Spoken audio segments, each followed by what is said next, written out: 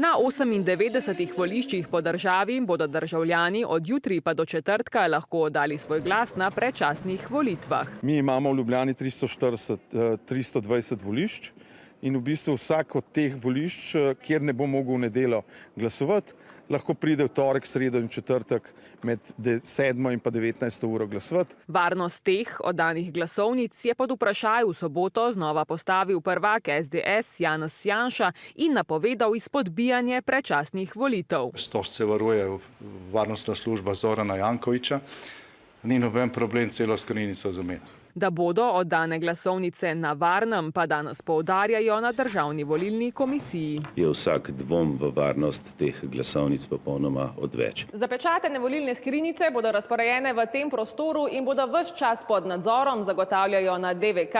Pred zaklenjenimi vrati bo stal varnostnik, prav tako pa bosta v prostoru nameščeni 2 videonadzorni kameri. Kar se tiče napovedi o nekih pritožbah, mi to težko komentiramo.